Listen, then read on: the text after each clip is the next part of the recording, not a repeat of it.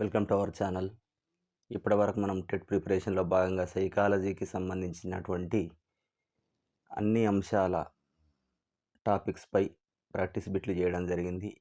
ఇవన్నీ మీకు చాలా హెల్ప్ అవుతున్నాయని ఫీడ్బ్యాక్ ఇవ్వడం జరిగింది. So thank you very much. మరి ఇవన్నీ మన మిత్రులందరికీ కూడా ఉపయోగపడాలంటే తప్పకుండా లైక్ చేసి షేర్ చేయండి. ముందు చేయబోయే వీడియోలు మీకు తొందరగా రీచ్ కావాలనుకుంటే తప్పకుండా సబ్స్క్రైబ్ చేసి బెల్ బటన్ నొక్కండి. ఈరోజు మనం కాగ్నిటివ్ డెవలప్మెంట్ థియరీ, సంజ్ఞానాత్మక వికాస సిద్ధాంతాన్ని గురించి ప్రాక్టీస్ చేద్దాం. దీనిలో ఫస్ట్ క్వశ్చన్ తీసుకున్నట్టయితే, సంజ్ఞానాత్మక వికాస సిద్ధాంతాన్ని ప్రతిపాదించిన మనస్తత్వవేత్త ఎవరు? Kohlberg, Chomsky, gene పియాజే, Ericsson. So answer is C, gene పియాజే సంజ్ఞానాత్మక వికాస సిద్ధాంతాన్ని ప్రతిపాదించడం జరిగింది. ఈయన పిల్లలు జ్ఞానాన్ని ఎలా పొందుతారు, నిర్మిస్తారు అనే దానిపై ఈ సిద్ధాంతాన్ని రూపొందించడం జరిగింది. క్వశ్చన్ నెంబర్ 2, పియాజే ప్రకారం పిల్లల ఆలోచన విధానం పరిమాణంలో కాకుండా గుణంలో, క్వాలిటేటివ్లీ పెద్దల నుంచి భిన్నంగా ఉండే దశ ఏది అంటుండు. సో పియాజే ప్రకారం పిల్లల యొక్క ఆలోచన విధానం అంటే పరిమాణాత్మకంగా కాకుండా గుణాత్మకంగా పెద్దల నుంచి భిన్నంగా ఉండే దశ ఏది అంటుండు. ఇంద్రియ చాలక దశ, పూర్వ ప్రచాలక దశ, మూర్త ప్రచాలక దశ, అన్ని దశల్లో.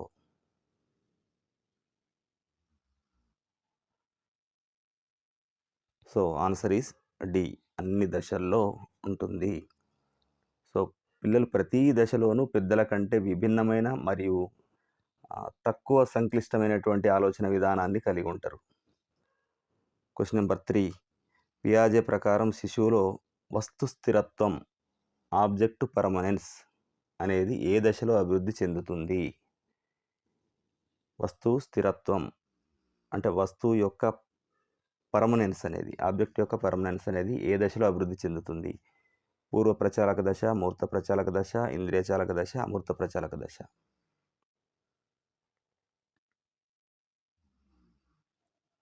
సో ఆన్సర్ ఈస్ సి, ఇంద్రియ చాలక దశ. ఇక్కడ వస్తువు కంటికి కనపడకపోయినా కూడా అది ఉన్నదనేటువంటి జ్ఞానం, దీన్నే మనం వస్తు స్థిరత్వం అంటున్నాం. ఇది ఇంద్రియ చాలక దశలో కనబడుతుంది.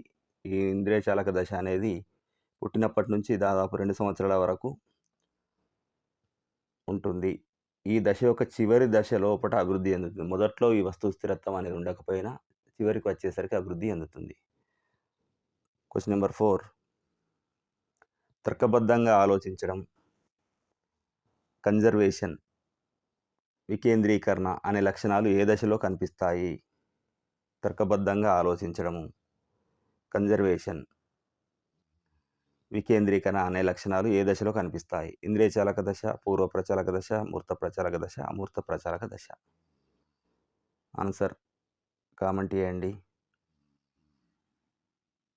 సో ఆన్సర్ ఈస్ సి, మూర్త ప్రచాలక దశ. ఇక్కడ 7 నుంచి 11 సంవత్సరాల మధ్య ఉండేటువంటి ఈ మూర్త ప్రచాలక దశలో పిల్లలు కనిపించే వస్తువులపై తార్కికంగా ఆలోచించడం నేర్చుకుంటారు. అంటే మూర్త అంటేనే మనం ఏమనుకోవాలంటే కనిపించే అనుకోవాలి. సో కనిపించేటువంటి వస్తువుల పట్ల వీళ్ళు లాజికల్గా ఆలోచించడం అనేది నేర్చుకుంటారు ఇక్కడ ఈ దశలో. క్వశ్చన్ నెంబర్ 5, పియాజే ప్రకారం ఏ దశలో అమూర్త ఆలోచన, విభిన్న ఆలోచన, సమస్య పరిష్కారం అభివృద్ధి చెందుతాయి? ఏ దశ లోపట అబ్స్ట్రాక్ట్ థింకింగ్, అమూర్త ఆలోచన అంటే వస్తువు ముందు లేకపోయినా కూడా దాని గురించి ఆలోచించడం అనేది ఎక్కడ స్టార్ట్ అవుతుంది? ఇంద్రియ చాలక దశ, మూర్త ప్రచాలక దశ, అమూర్త ప్రచాలక దశ, పూర్వ ప్రచాలక దశ. ఆన్సర్ కామెంట్ చేయండి.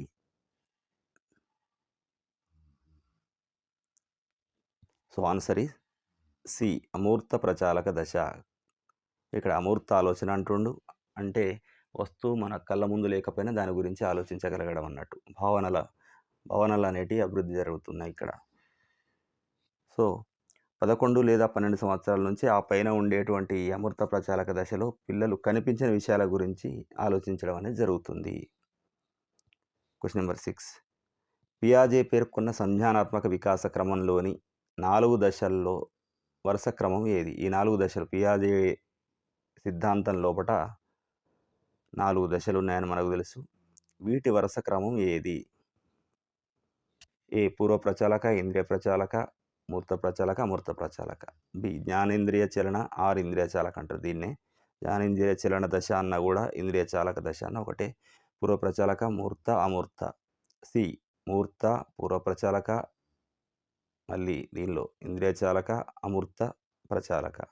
డి. అమూర్త ప్రచాలక, మూర్త ప్రచాలక, పూర్వ ప్రచాలక, ఇంద్రియ చాలక.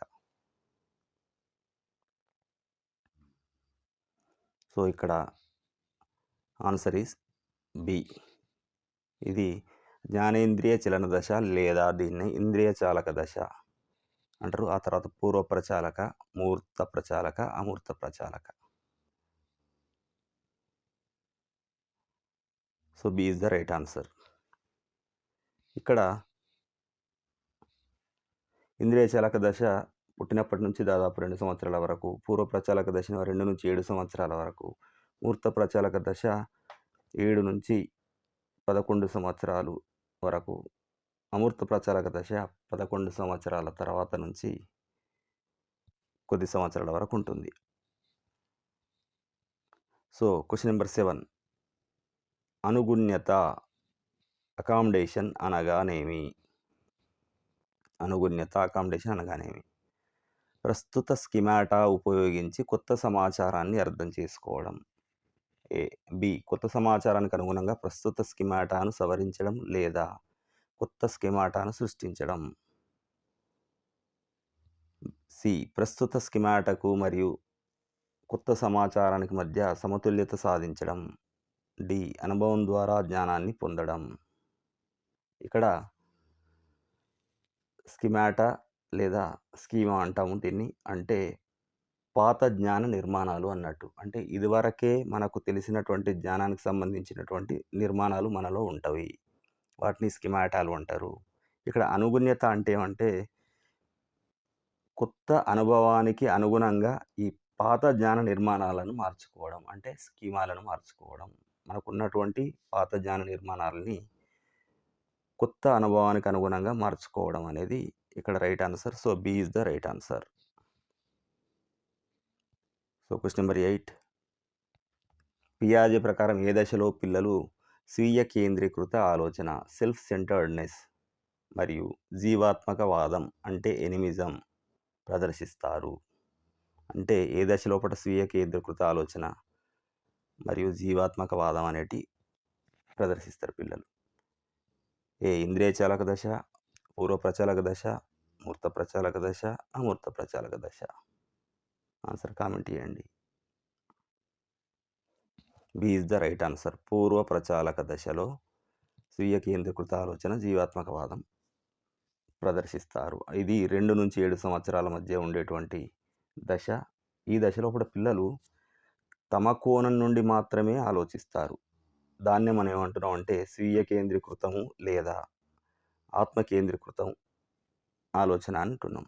మరియు నిర్జీవ వస్తువులకు జీవం ఆపాదించి మాట్లాడతారు అంటారు. అంటే ప్రాణం లేని వస్తువులకు ప్రాణాన్ని ఆపాదించి మాట్లాడడం జరుగుతుంది. దీన్ని జీవాత్మకవాదం ఎనిమిజం అంటారు. అంటే బొమ్మలకు కూడా ప్రాణం ఉంది అని భావిస్తారు వాటితో ఆడుకునేటప్పుడు. So question number 9. కన్జర్వేషన్ భావనను సాధించడంలో పిల్లవాడు ఎదుర్కొనే ప్రధాన అడ్డంకి ఏది? కన్జర్వేషన్ భావనను సాధించడంలో పిల్లవాడు ఎదుర్కొనే ప్రధాన అడ్డంకి ఏది అంటుంది ఇక్కడ. అమూర్త ఆలోచన లేకపోవడం, వస్తు స్థిరత్వం లేకపోవడం, కేంద్రీకృతం మరియు పౌనచ్చికం అంటే ఇక్కడ ఇర్రివర్సిబిలిటీ అన్నట్టు. సో జీవాత్మకవాదం ఎనిమిజం. ఆన్సర్ కామెంట్ చేయండి.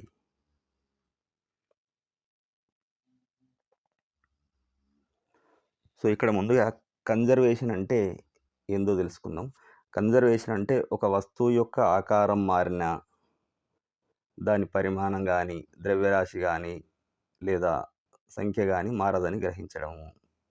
అంటే ఒక వస్తువు యొక్క ఆకారం మార్చినప్పటికి గూడా దాని యొక్క పరిమాణం గాని, ద్రవ్యరాశి గాని, సంఖ్య గాని మారది అని గ్రహించడాన్ని ఏమంటారు అంటే కన్జర్వేషన్ అంటారు. మరి ఈ కన్జర్వేషన్‌ను సాధించడం లోపట ప్రధాన అడ్డంకి ఏమొస్తుంది అని అంటుండు గనక ఇక్కడ ఏమైతుందంటే ఆన్సరు సి అవుతుంది. అంటే కేంద్రీకృతం మరియు పౌనఃచికం అనేటువంటి రెండిటి వల్ల వీళ్ళు ఈ కన్జర్వేషన్ అనేదాన్ని సాధించలేకపోతుండ్రు. ఎలాగంటే పిల్లలు ఒకే లక్షణం మీద దృష్టి పెడతారిక్కడ. అంటే కేంద్రీకృతం చేస్తారు. మరియు చర్యను తిప్పికొట్టలేరు. దాన్నే మనం పౌనఃచికం అంటున్నాం ఇక్కడ. కాబట్టి కన్జర్వేషన్ అనేది సాధించలేరు. సో, ఎక్స్‌ప్లనేషన్ టైం ఎక్కువ తీసుకుంటుంది గనక తొందరగా చేస్తున్నాం. Question number 10.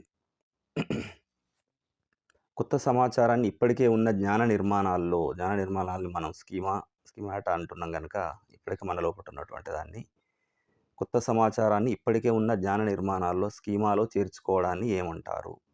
అనుగుణ్యత, సమీకరణం, సమతుల్యత, వ్యవస్థీకరణం. So, B is the right answer. సమీకరణం, అస్సిమిలేషన్ అంటాం. ఇక్కడ సమీకరణం అంటే ఒక కొత్త అనుభవాన్ని మన పాత స్కీమాలోకి ఇరికించడం అన్నమాట. Question number 11. ఒక బాలిక బొమ్మను చూసి పిల్లి అని పిలుస్తుంది. దాన్ని పిల్లి కాదు కుక్కపిల్ల అని పెద్దలు చెప్పినప్పుడు ఆ బాలిక తన స్కీమాను మార్చుకుంటుంది. అంటే తన పూర్వజ్ఞానాన్ని మార్చుకుంటుంది. ఇక్కడ జరిగిన సంజ్ఞానాత్మక ప్రక్రియ ఏది? అంటే ఇక్కడ ఓ బాలిక ఓ బొమ్మను చూసి పిల్లి అంటుంది. అది పిల్లి కాదు కుక్కపిల్ల అని పెద్దలు చెప్పారు. సో, అప్పటి వరకు అంటే 4 కాళ్ళు ఉన్న పిల్లిని చూసింది. ఆ పిల్లికి 4 కాళ్ళు ఉంటాయి గనక ఇప్పుడు కొత్తగా చూసిన కుక్కపిల్లను కూడా 4 కాళ్ళు ఉన్నాయి గనక దాన్ని కూడా పిల్లి అన్నది. కానీ కాదు అని పెద్దలు చెప్పడం వల్ల తన పాత అభిప్రాయాన్ని మార్చుకుంటుంది స్కీమాను. సో, ఇక్కడ జరిగినటువంటి సంజ్ఞానాత్మక ప్రక్రియ ఏది అంటుండు. సో, ఏ సమీకరణం, అనుగుణ్యత, సమతుల్యత, schema.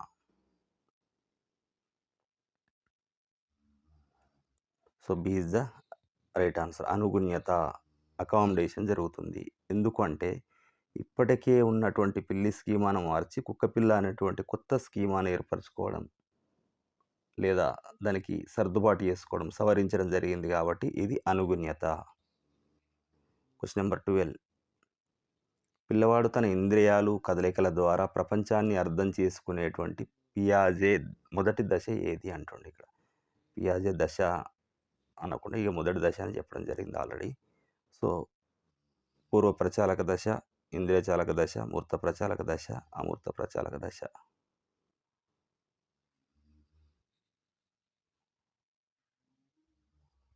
So, B is the right answer. ఇంద్రియ చాలక దశ. ఇది మొదటి దశ. దీని లోపల ఏం జరుగుతుందంటే ఇది పుట్టినప్పటి నుంచి 2 సంవత్సరాల వరకు ఉంటుంది. శిశువులు చూడడం, లేకపోతే ఏదైనా వస్తువులను పట్టుకోవడం, వస్తువులను నోట్లో పెట్టుకోవడం ఇట్లాంటి చర్యల ద్వారా నేర్చుకోవడం జరుగుతుంది. అంటే ఇక్కడేం జరుగుతుంది? తమ ఇంద్రియాలు, కదలికల ద్వారా ఈ ప్రపంచాన్ని అర్థం చేసుకుంటారు అన్నట్టు. Question number 13. పియాజే ప్రకారం పిల్లలు ఒక సమస్యను పరిష్కరించడానికి ఒక క్రమబద్ధమైన ప్రణాళికను రూపొందించగలిగే దశ. పియాజే ప్రకారం పిల్లలు ఒక సమస్యను పరిష్కరించాలనుకున్నారనుకోండి, ఒక క్రమబద్ధమైనటువంటి ప్రణాళికను రూపొందించేటువంటి దశ. అది ఏ దశలో క్రమబద్ధమైనటువంటి ఒక ప్లాన్ తయారు చేసుకుంటారు ఒక ప్రాబ్లమ్ సాల్వింగ్‌కు. ఇంద్రియ చాలక దశ, పూర్వ ప్రచాలక దశ, మూర్త ప్రచాలక దశ, అమూర్త ప్రచాలక దశ.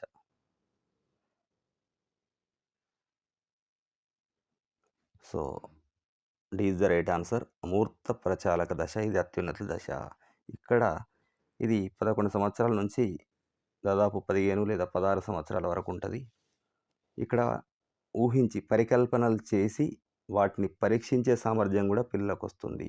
అంటే ఒక ప్లాన్డ్‌గా ఒక క్రమబద్ధమైనటువంటి పద్ధతి లోపట ఈ సమస్యను పరిష్కారం చేసేటువంటి సామర్థ్యం వస్తుంది. Question number 14. 2-7 సంవత్సరాల మధ్య ఉండే పిల్లవాడు తాను నిన్న చూసిన వాటిని అనుకరించడానికి ప్రయత్నించడం అనేది ఏ దశ లక్షణం? 2-7 ఇయర్స్ అంటుండు ఇక్కడ. మరి ఇది ఏ దశలో ఉంటుందో ఆలోచించండి. మధ్య ఉండేటువంటి పిల్లవాడు నిన్న చూసిన వాటిని అనుకరించడానికి ప్రయత్నించడం, ఇమిటేషన్ ఈ దశ లక్షణం. ఇంద్రియ చాలక, పూర్వ ప్రచాలక, మూర్త ప్రచాలక, అమూర్త ప్రచాలక.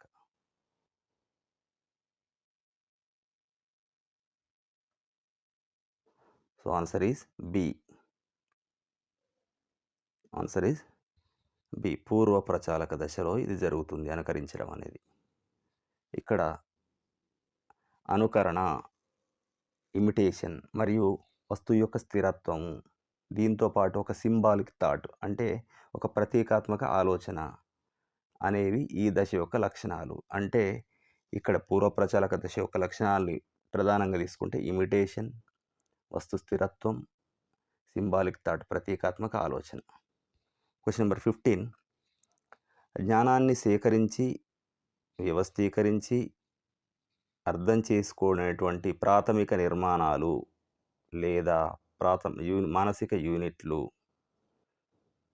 ఏవైతే ఉన్నాయో వాటిని పియాజే ఏమని పిలిచారు? జ్ఞానాన్ని సేకరించి, వాటిని వ్యవస్థీకరించి, అర్థం చేసుకునేటువంటి ప్రాథమిక నిర్మాణాలు. మొదటి నిర్మాణాలు ఏ అనుగుణ్యత, సమీకరణం, సమతుల్యత, schemata. So D is the right answer. మనం ఇంతకుముందే డిస్కస్ చేసినాం స్కిమాటా. ఇదివరకే ఉన్నటువంటి మన జ్ఞానానికి సంబంధించి దాన్నంతా ఒక చోట వ్యవస్థీకరించి వాటిని కొన్ని ప్రాథమిక నిర్మాణాలుగా చేసుకోవడం జరుగుతుంది, యూనిట్లుగా చేసుకోవడం జరుగుతుంది. దాన్నే ఆ తర్వాత వచ్చేటువంటి కొత్త అనుభవాలకు అనుగుణంగా సర్దుబాటు చేసుకోవడం, మార్చుకోవడం జరుగుతుంది. So D is the right answer. అంటే స్కిమాటా అనేది జ్ఞానాన్ని వ్యవస్థీకరించడానికి ఉపయోగించేటువంటి ఒక ప్రాథమిక మానసిక నిర్మాణం అన్నట్టు. Question number 16. సంజ్ఞానాత్మక వికాసం అనేది సంశ్లేషణ, అనుగుణ్యత మరియు సమతుల్యత మధ్య నిరంతర పరస్పర చర్య ఫలితం అని పియాజే భావించాడు. సంజ్ఞానాత్మక వికాసం అనేటువంటి పియాజే సిద్ధాంతం లోపల సంశ్లేషణ, అనుగుణ్యత, సమతుల్యత వీటి మధ్య నిరంతరం జరిగేటువంటి పరస్పర చర్య ఫలితం అని చెప్పడం జరిగింది. ఈ వికాసం అనేది, ఈ ప్రక్రియని ఏమంటారు? వ్యవస్థీకరణ, పరిపక్వత, సమతుల్యత, సాంఘిక సంక్రమణం, transmission. So C is the right answer. సమతుల్యత, ఈక్విలిబ్రేషన్. ఎందుకంటే సమతుల్యత అనేది ఒక వ్యక్తి యొక్క ఆలోచనలకు, అంటే తన గురించి, తనకు మరియు పర్యావరణానికి మధ్య సమతుల్యతను సాధించేటువంటి ఒక ఇంటర్నల్గా జరిగేటువంటి అంతర్గత స్వయం నియంత్రణ ప్రక్రియ అన్నట్టు ఇక్కడ. అంటే సమతుల్యత అనేది తన ఆలోచనలకును పర్యావరణానికి మధ్య సమతుల్యత సాధించేటువంటి ఒక ప్రక్రియ. Question number 17. జీవాత్మకవాదం, ఎనిమిజం అనగా, ఇది ఆల్రెడీ మనం ఎక్స్ప్లెనేషన్లో చెప్పుకోవడం జరిగింది.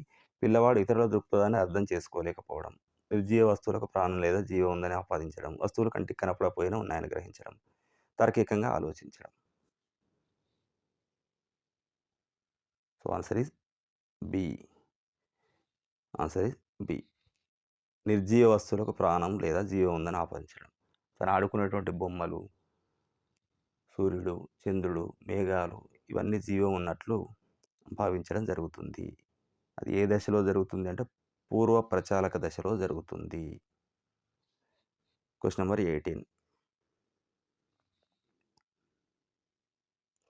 విద్యార్థులు శాస్త్రీయ పద్ధతి ద్వారా పరికల్పనలను పరీక్షించగలిగే మరియు సాధారణీకరణలు చేయగలిగే సామర్థ్యం ఏ దశలో ఉంటుంది? విద్యార్థులు శాస్త్రీయ పద్ధతిని ఉపయోగించి పరికల్పనలు ఊహించగలగడం మరియు పరీక్షించగలిగేటువంటి సామర్థ్యం కలిగి చివరికి సాధారణీకరణలు కూడా చేయడం, ఈ సామర్థ్యం ఏ దశలో ఉంటుంది?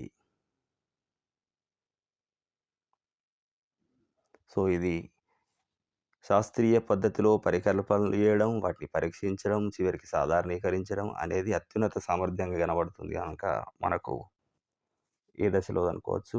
మూర్త ప్రచాలక దశ, పూర్వ ప్రచాలక దశ, ఇంద్రియ చాలక దశ, అమూర్త ప్రచాలక దశ.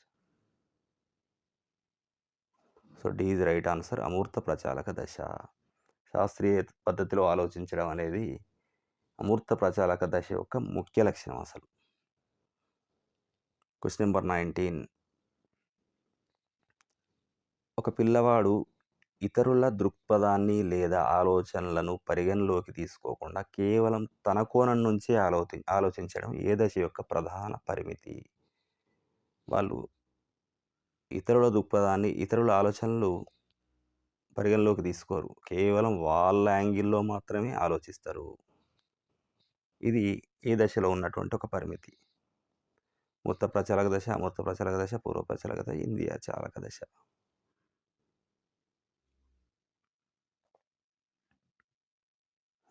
So C is the right answer. పూర్వ ప్రచాలక దశలో జరుగుతుంది. ఇది స్వీయ కేంద్రీకృతం లేదా ఆత్మ కేంద్రీకృత ఆలోచన అంటారు. అంటే సెల్ఫ్ సెంటర్డ్‌నెస్. ఇది పూర్వ ప్రచాలక దశలో ముఖ్య లక్షణం. Question number 20. మూర్త ప్రచాలక దశ 7-11 సంవత్సరాల వరకు. దీని లోపట పిల్లలు ఏ భావనను సాధిస్తారు? మూర్త ప్రచాలక దశలో ఉన్నటువంటి లక్షణాల్లో ఈ క్రిందిది ఏది అన్నట్టు. ఆత్మ కేంద్రీకృతం లేదా స్వీయ కేంద్రీకృతం.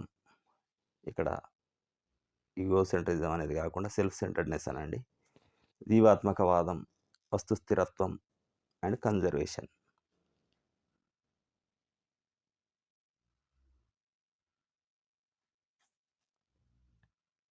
So D is the right answer. మూర్త ప్రచాలక దశ లోపట ఇక్కడ కన్జర్వేషను, వికేంద్రీకరణ అనేవి అభివృద్ధి చెందేటువంటి ముఖ్య లక్షణాలు. ఇక్కడ అభివృద్ధి చెందడం జరుగుతుంది. So question number 21. పియాజే ప్రకారం సంజ్ఞానాత్మక వికాసం అనేది ప్రధానంగా ఏ రెండింటి మధ్య పరస్పర చర్య ద్వారా జరుగుతుంది? పియాజే ప్రకారం సంజ్ఞానాత్మక వికాసం అనేది ప్రధానంగా ఏ రెండింటి మధ్య పరస్పర చర్య? విద్యా, సాంస్కృతిక అంశాలు.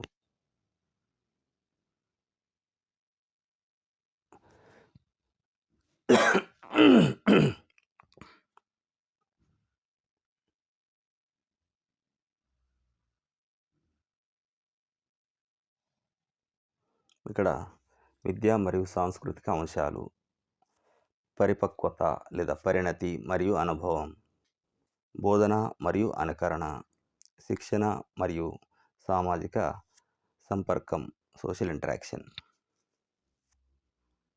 వేటి ద్వారా ఈ సంజ్ఞానాత్మక వికాసం అనేది దాని లోపల ప్రధానంగా ఏ రెండింటి మధ్య పరస్పర చర్య ద్వారా జరుగుతుంది ఈ సంజ్ఞానాత్మక వికాసం? ఆన్సర్ కామెంట్ చేయండి. So B is the right answer. ఇక్కడ సంజ్ఞానాత్మక వికాసం జరగాలంటే ఖచ్చితంగా పరిణతి మరియు ఈ క్రియాశీల అనుభవం అనేది అవసరం ఉంటుంది. అంటే పరిపక్వత మరియు క్రియాశీల అనుభవం అనేవి ముఖ్యమైనవి. Question number 22. ఒక బొమ్మ కనబడకుండా దాచిపెట్టినా అది అక్కడే ఉందని శిశువు తెలుసుకుంటే దానికి ఏది అభివృద్ధి చెందినట్లు? మరి ముందున్న దాని గురించి ఆలోచించడం, లేని దాని గురించి ఆలోచించకపోవడం అని ఇంతకుముందు అనుకున్నాం. సో బొమ్మ కనబడకుండా దాచిపెట్టినాం కానీ అది అక్కడ ఉందని శిశువు తెలుసుకుంటే ఏది అభివృద్ధి చెందింది? కేంద్రీకృతత్వం, కేంద్రీకృతం, వస్తు స్థిరత్వం, సమీకరణం, అమూర్త ఆలోచన.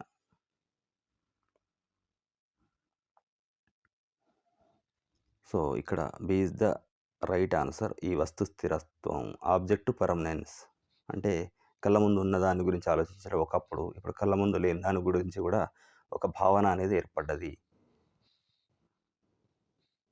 Question number 23. పిల్లవాడు ప్రతీకల వాడకం, సింబల్స్ వాడడం అన్నట్టు. అంటే బొమ్మలు గీయడం, మాట్లాడడం ద్వారా ఆలోచించడం ఏ దశలో ప్రారంభమవుతుంది? ఇంద్రియచాలక దశ, పూర్వ ప్రచాలక దశ, మూర్త ప్రచాలక దశ, అమూర్త ప్రచాలక దశ. ఆన్సర్ కామెంట్ చేయండి. So B is the right answer. పూర్వ ప్రచాలక దశ. ఇక్కడ ప్రతీకలు అంటే ప్రతీకాత్మక ఆలోచన symbolic thought, use of symbols, symbolic thought కూడా ఆలోచనలో కూడా పూర్వ ప్రచాలక దశలో ప్రారంభంలోనే మొదలవుతుంది. ఇది అంటే దాదాపు 2-7 సంవత్సరాల మధ్య ఉన్నటువంటి పూర్వ ప్రచాలక దశలోనే ప్రారంభంలోనే ఈ ప్రతీకాత్మక ఆలోచన అనేది మొదలవుతుంది. Question number 24. ఒక ఉపాధ్యాయుడు తన తరగతి గదిలో పిల్లలు సమూహాల్లో పనిచేయడానికి అంటే గ్రూప్స్గా పనిచేయడానికి, వారి చుట్టూ ఉన్న ప్రపంచాన్ని అన్వేషించడానికి మరియు ప్రయోగించడానికి అవకాశాలు ఇస్తున్నారు. ఈ పద్ధతి ఏ సిద్ధాంతంపై ఆధారపడి ఉంది?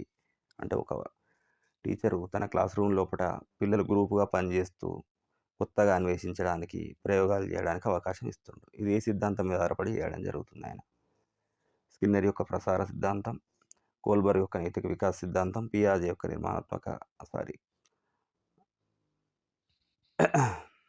సంజ్ఞానాత్మక సిద్ధాంతం, డి శాస్త్రీయ నిబంధన సిద్ధాంతం. సో ఆన్సర్ టైప్ చేయండి. ఇది పియాజే సిద్ధాంతం ప్రకారం అయితే ఇక్కడ పియాజే సిద్ధాంతం ప్రకారమే సంజ్ఞానాత్మక కాకుండా పియాజే సిద్ధాంతంలో భాగంగా ఉన్నటువంటి నిర్మాణాత్మకత కన్స్ట్రక్టివిజం పియాజే యొక్క నిర్మాణాత్మక కన్స్ట్రక్టివిజానికి సంబంధించి అనేటువంటి సిద్ధాంతం మీద ఆధారపడి ఇది చేయడం జరుగుతుంది. సో పియాజే సిద్ధాంతం ప్రకారం ఏమవుతుందంటే పిల్లలు తమ సొంత అనుభవాలు మరియు అన్వేషణల ద్వారా జ్ఞానాన్ని చురుకుగా నిర్మించుకుంటారు అని చెప్పడం కూడా జరిగింది. అంటే కన్స్ట్రక్టివిజం అది పియాజే సిద్ధాంతంలో భాగంగా ఉన్నది. So question number 25. ఇద్దరు పిల్లలు ఒకే వస్తువుపై దృష్టి సారించి దాన్ని విభిన్న కోణాల్లో పరిశీలించగలిగే సామర్థ్యం ఏ దశలో సాధ్యమవుతుంది? ఇద్దరు పిల్లలు ఉన్నారు, వాళ్ళిద్దరు కూడా ఒకే వస్తువు మీద దృష్టి సారించారు, కానీ దాన్ని విభిన్న కోణాల్లో పరిశీలించగలిగేటువంటి సామర్థ్యం వాళ్ళకు వచ్చింది. ఏ దశలో సాధ్యమవుతుంది? పూర్వ ప్రచాలక, మూర్త ప్రచాలక, ఇంద్రియ చాలక, అమూర్త ప్రచాలక. ఇక్కడ పూర్వ ప్రచాలక అనేవాడు ఆత్మకేంద్రీకృతం, స్వీయ కేంద్రీకృత కారణంగా సాధ్యం కాదు అని ఇక్కడ మనకు క్లూ ఇవ్వడం జరిగింది. మూర్త ప్రచాలక దశ లోపల వికేంద్రీకరణ అంటే వర్గీకరణ చేయడం దాంగా సాధ్యం అని అంటుండు. సో ఇక్కడ ఇచ్చిన క్లూ ప్రకారం B is the right answer. మూర్త ప్రచాలక దశ. ఈ మూర్త ప్రచాలక దశలో డీసెంట్రేషన్ వికేంద్రీకరణ సామర్థ్యం అనేది వస్తుంది. అంటే ఒకేసారి ఒకటి కంటే ఎక్కువ లక్షణాలపై దృష్టి సారించడం అన్నట్టు. ఒకే వస్తువు మీద దృష్టి సారించేటప్పుడు కూడా ఒకేసారి ఒకటి కంటే ఎక్కువ లక్షణాల మీద అంటే విభిన్న కోణాల్లో ఆలోచించగలిగేటువంటి సామర్థ్యం ఇక్కడ స్టార్ట్ అవుతుంది. సో ఇవి మరి పియాజే సంజ్ఞానాత్మక సిద్ధాంతం లోపల టాపిక్ని అంతా కవర్ చేసి అతి ముఖ్యమైనటువంటి బిట్స్ని తయారు చేయడం జరిగింది. సో మీకు ఇవి తప్పకుండా హెల్ప్ అవుతాయి, మీ స్కోర్ను తప్పకుండా పెంచుతాయి. ఈ సంజ్ఞానాత్మక సిద్ధాంతం నుంచి తప్పకుండా ప్రశ్నలు వచ్చే అవకాశం ఉంటుంది కనుక సో ఇది మీకు నచ్చినట్లయితే లైక్ చేసి మీ మిత్రులందరికీ కూడా హెల్ప్ అయ్యే విధంగా షేర్ చేయండి. మరిన్ని ఏ వీడియోల మీద ఏ టాపిక్ల మీద మీరు ప్రాక్టీస్ బిట్లు కోరుకుంటున్నారో కామెంట్ బాక్స్లో తెలియజేయండి. కొత్త వీడియోలు తొందరగా మీకు రీచ్ కావాలనుకుంటే సబ్స్క్రైబ్ చేయండి. Thank you.